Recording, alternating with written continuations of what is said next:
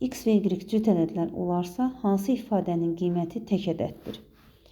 X və y cüt ədədlərdir. Bunun üçün nümunə olaraq da götürə bilərik ki, məsəl üçün x 2-dir, y isə 4-dür, cüt ədədlərdir. Və bu zaman yoxlaya bilərik. 3 vurulsun, cüt ədədlə cüt ədədin cəmi cüt verir və bunu siz ədədlər üzərindən də yoxlaya bilərsiniz. 2 ilə 4-ün cəmi 6 edir.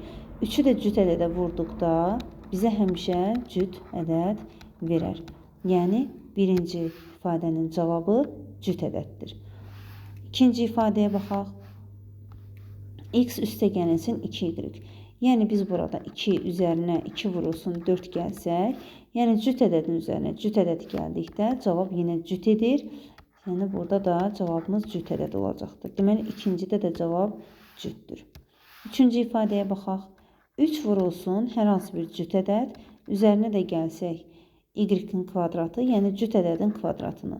Cüt ədədin kvadratı nümunə üçün göstərək ki, 4-ün kvadratı 16 edir. Cüt ədədin də kvadratı cüt ədəd edir. Və 3-ü və ya hər hansı bir ədədi cüt ədədə vurduqda həmişə cüt verir. Deməli, bunun da cavabı cüt olacaqdır. Bu da cütdür. Digərinə baxaq.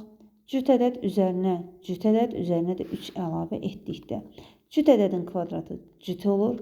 Yəni, məsəl üçün, biz 2 götürmüşdük x-i. 2-nin kvadratı 4 edir. Üzərinə 4 gəlsək 8. 8-in üzərinə 3 əlavə etsək, tək ədəd alarıq.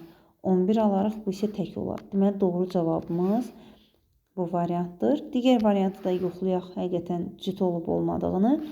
X üstə gəl y, yəni cüt ədədlərin cəmi cüt ədəd edir. Cütün də kvadratı yenə cüt edər. Yəni, cüt ədəd üzərinə də 6, yəni cüt gəlsək, cavab yenə də cüt ədəd olar. Deməli, sonuncu variantda da biz yenə cüt aldıq. Bizdən tək olan soruşulurdu. X kvadrat üstə gəl y üstə gəl 3 variantı.